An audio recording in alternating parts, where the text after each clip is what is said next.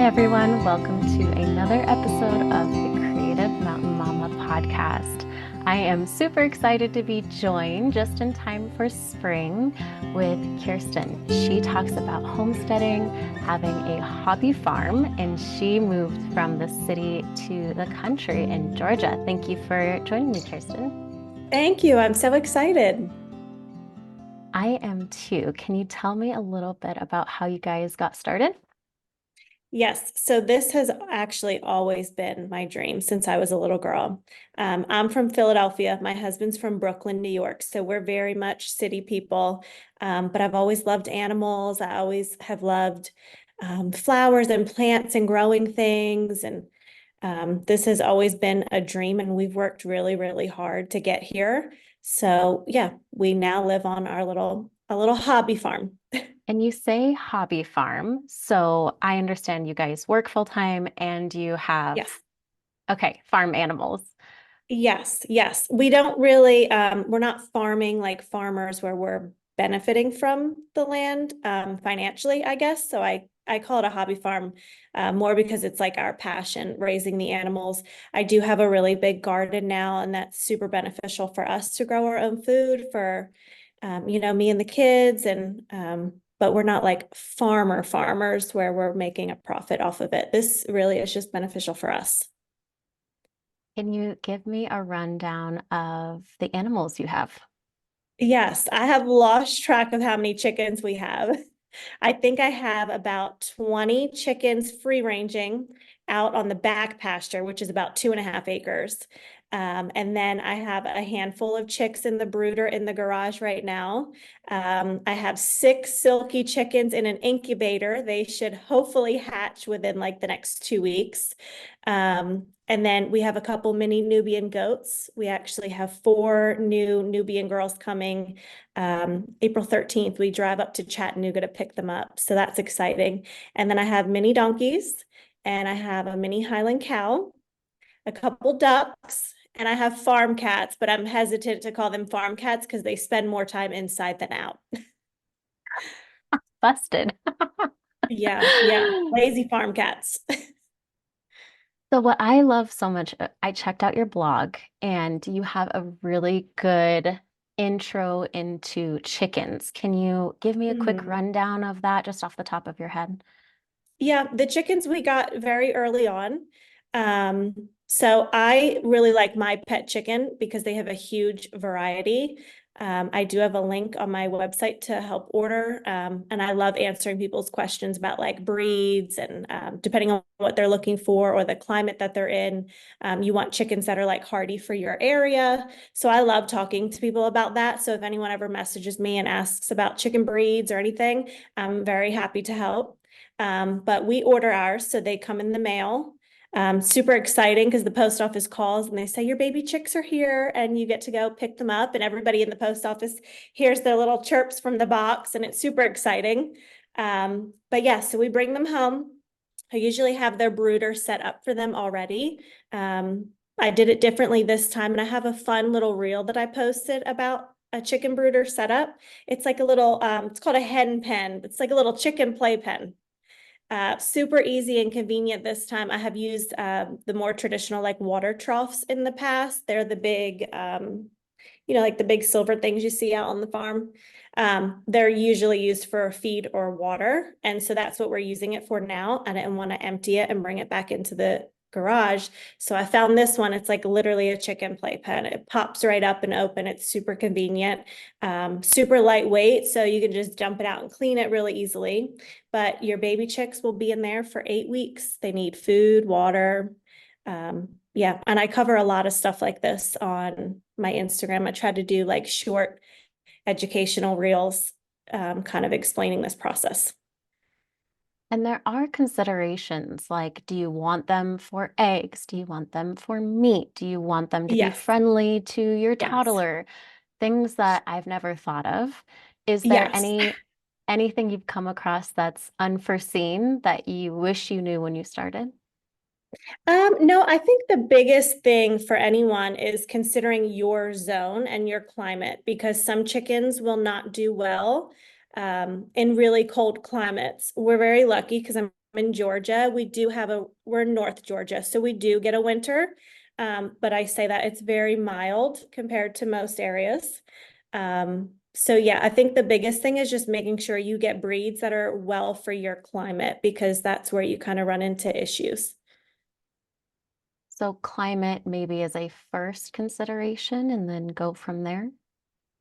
Yes, yes. Climate should be first. A lot of us like to buy eggs for the egg color, which is very fun. But yes, if you're mostly this comes down to if you're in a really cold climate, you want to look at specific chickens that are going to do well throughout the winter, because not all breeds will. So a little bit about that. Chickens have a comb on the top of their head. That's like the little floppy thing up there.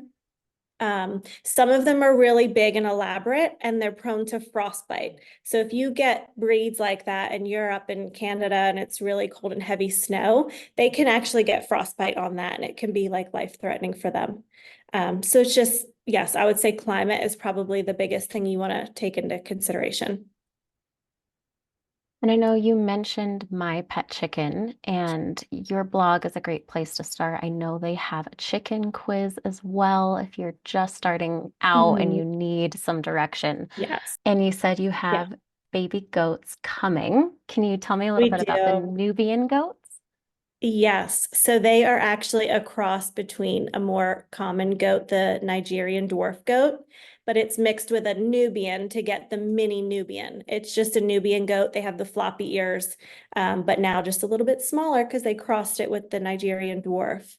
They tend, in my experience, to be a little more relaxed and calm, whereas Nigerian dwarf goats are really fun and energetic. They're known to escape a lot too, which I didn't want to have to worry about, because we do have like a big road out here, both in the front and the back of our property, is a pretty big road. So even though we're far and we're fenced off, I didn't want any little babies escaping and something happening to them. So the mini Nubians tend to be much more calm. It's good with the kids too. I mean, the Nigerian dwarf is fun. They're very fun and a playful breed. Still can be great with kids, but if you are wanting something a little more calm, I would definitely recommend the mini Nubians. They're just gentle. They're just more gentle, very affectionate. My mom had goats growing up, and they would terrorize the kids and literally keep them on the barn roof, and they couldn't leave or Oh, did I they don't have know, go to horns? school. Yeah, exactly. Yeah, yeah. It Um, depends too if you keep the horns on them or not, but yeah. okay, so yeah, and his name was Horny. Mini and Nubians, that's where it's at. Yes, yes. If you want peaceful goats, yes. Now, do you guys sell the babies or is everything We pet? will. We actually have my words. We have our first pregnant goat on the farm right now, which is really exciting. She's got a little bit of a ways to go, but these will be our first babies born on the farm. And then you mentioned you have a mini Highland cow. How does that come about? We do. Okay, mini Highland cows are super trendy right now. Everybody wants them. I will be totally honest with you. Pros and cons. They're gorgeous, gorgeous, gorgeous animals. But even being miniature, she's still very big. So we used to have her out on a shared pasture with other animals, and we actually had to move her. So when we had our new mini donkeys, they were babies, maybe I want to say like 3 or 4 months old. Merida is our cow because she's red, and I have daughters. So the brave, the Merida princess, the Scottish princess, this is where we're going with this. We named her Merida because she's a Scottish cow. Gosh. But so when we had the little baby donkey, cows like to headbutt each other. And normally that's totally fine because they're both big animals and they can do that. Well, she tried headbutting with one of the little baby donkeys and like launched her into the water bucket. Oh Everybody no. was fine, but I'm like, if we weren't home or if we didn't see this, like it could have been bad. And she doesn't mean it. She's just big. They're still big animals, even though they're miniature. So yes, she's been a lot of fun. We got her at a month old and her mama wasn't feeding her, so we got to bottle feed her. So it was a really great experience. The kids loved it. We used to go out 2 times a day, morning and night, and we would give her bottle. She absolutely loves us because we've raised her since she was, basically a newborn. And yeah, she's been a lot of fun for us. So to get an idea, how much does she weigh? Oh my gosh, she's probably at least now, and she's maybe just reaching full grown. She's probably close to 500 pounds still. Oh my A goodness. full-size Okay. cow can be like double, triple that. I mean, they can be, yeah. She's still really big and she's so Yeah. friendly because we hand raised her that she just thinks she's like this little puppy and she wants to nudge you with her head. This is what she would do with other cows or with her mama. So she doesn't mean anything by it, but they are still very big animals. So I think when people are considering adding them to their life, definitely think about the logistics of it because she's big. She's a big animal to have around. So you need to be careful, especially with little ones. And it's not even that she means it. It's just she doesn't realize how big she is. Sure. Keep a keen eye. And Yeah. what's feeding like? Is that just a giant cost, or are you guys able to supplement? So we actually, I talk about this a lot on my Instagram because I think it makes a huge difference for people starting out. If you have not bought land yet, and this is something that you want to venture into, the best thing you can do for yourself is to buy a piece of property that has really good pasture grass already. So when we moved out here, this was all 20 acres of cattle pasture. It was a cattle farm. They used it for cattle. So super lush pasture grass from the day we moved in. Whereas if you are buying a piece of land that is heavily wooded, let's say, and you have to clear a whole bunch to make room for your animals, you're looking at probably a couple of years before you even have healthy grass growing in that area. So that's going to either delay your farm plans, or if you do bring the animals onto the pasture when there's not enough grass to sustain them, you're going to have a higher feed bill. So that's why we're able to keep our feed costs down. And that's across the board with all the animals. Like we free range the chickens on 2.5 acres, which is way plenty for the 20 chickens that we have out there. So it keeps our feed costs down significantly versus if you have, I mean, even in Florida, you'll see like goats or donkeys on a dry lot, like sand or dirt. Your feed bill is going to be, their feed bill is going to be a lot higher than mine because I have all this grass to sustain them. So I do try to tell people if you've not bought the land yet and you know that you want to have animals on it someday, the best thing you can do for yourself and your money is to find a piece of land that's, pretty cleared and has pasture grass already. And is that something you guys were able to consider when you looked for this property?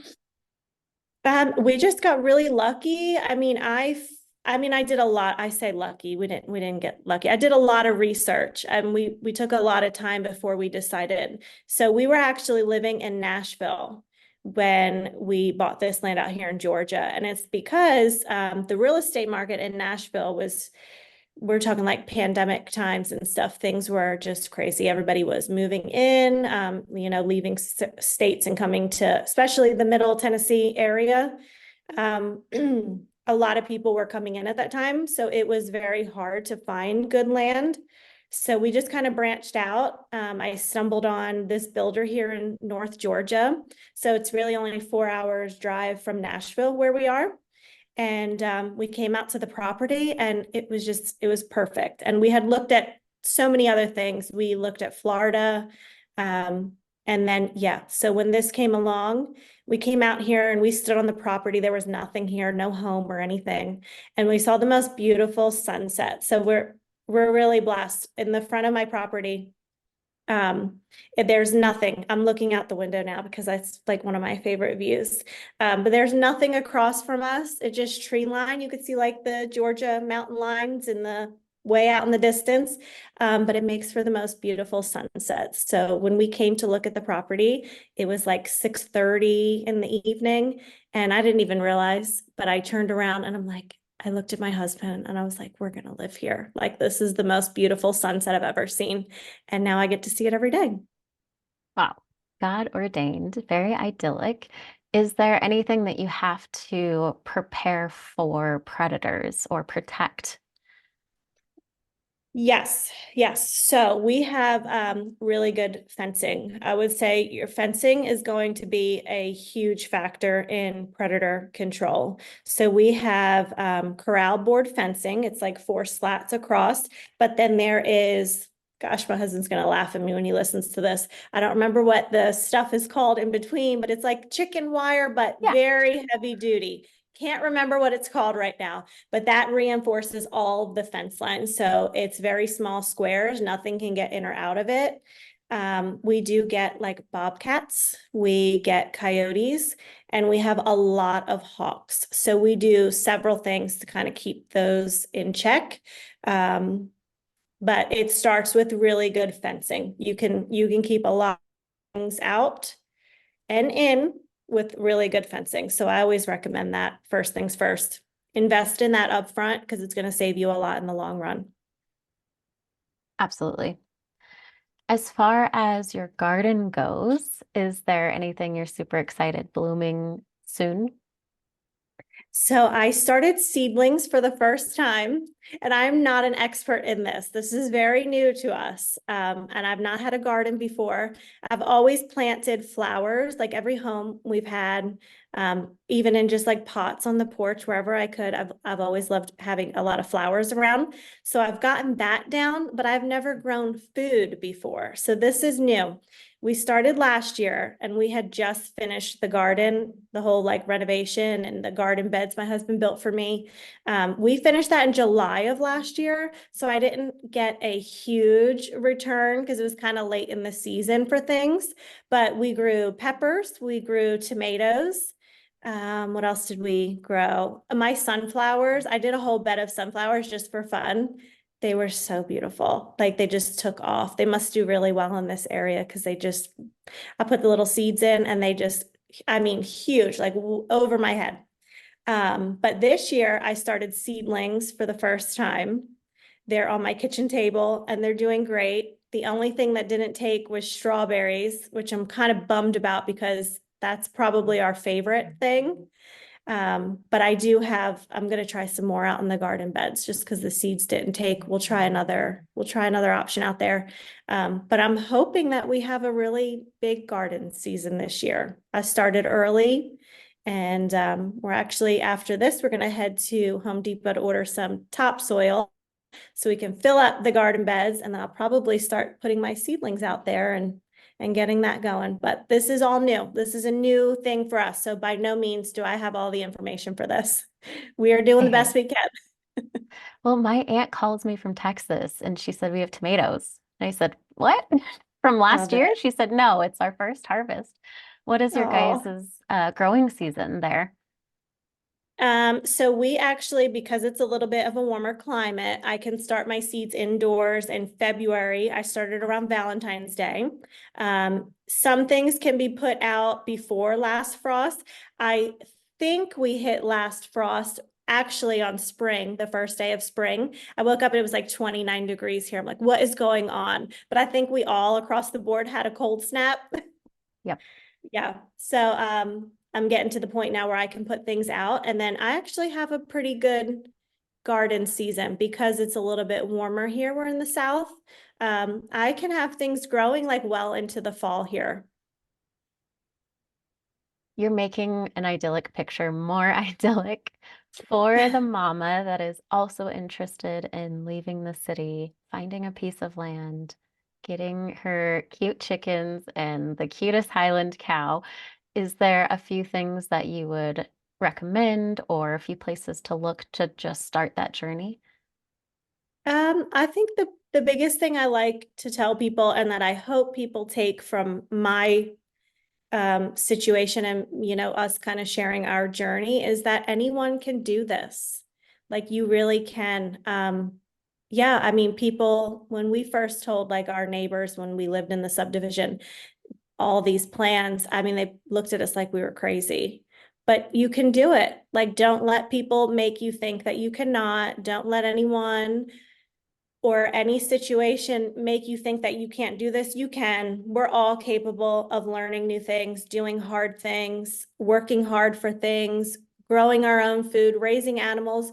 Like we can do it. I mean, my husband and I are like as city as it gets, and we're out here and we're doing it. And it's not about perfection. You learn as you go and you find what brings you joy. That's the biggest thing. And that's why I tend to call this a hobby farm, because it's about our joy. Like our quality of life here is so much different. And we just feel so much more fulfilled. I think, yeah, caring for animals, it just gives you like purpose and meaning in your days. And I have so much to look forward to every day. I love seeing the excitement that all of this brings my kids. Yeah, I just would really like to encourage people. It doesn't matter if you do not come from a farming lifestyle. It doesn't matter if this is like day one for you and you don't know anything, just do it. Just start, learn, you can do it. I love that. Thank you so much. And I know you have something kind of exciting coming up. Do you want to do a little preview? I do. I do. So I am launching a new company. I'm super, super excited, but also I've never been so nervous because I'm doing everything myself. So I'm like, if this doesn't go well, it's all on me. I mean, I'm making the product, I'm doing the logo, the designs, all the marketing, I'm doing the whole website myself, product photography. All of this is on me. So it's very nerve-wracking, but I'm super excited. I'm like pouring so much love into this that I hope people love it as much as I do. And I will definitely be sharing more information about it probably next week, very, very soon. I'm almost ready. And then the company itself is set to launch on May 1st. May 1st, just in time for summer at Yes. Peachwood Farm, GA. Stay Yes. tuned. I am super excited and I just want to speak faith and encouragement. It is so worth it to start your own business. And yes, daunting, but very, very satisfying, just like owning a garden and seeing that first Yes. flower come back up from last year. Yes. That being said, are there any Bible verses that you like to lean on or that you'd like to share that are encouraging to you? I actually have a verse quoted on my website for the new company, and it's about when Jesus comes into your life, it lights a candle in your soul, it lights a flame in your soul. I think that's a good one. And I think living out here on the farm has really lit a flame in our soul as well. And we feel a lot more connected just to our everyday, to the world, the peace out here. It's yeah, it's been a much needed change in our life. And a light on a hill should not be hidden. Thank you so much for joining me, Kierstyn. I really appreciate your time and I look forward to your new endeavors. Thank you so much for having me.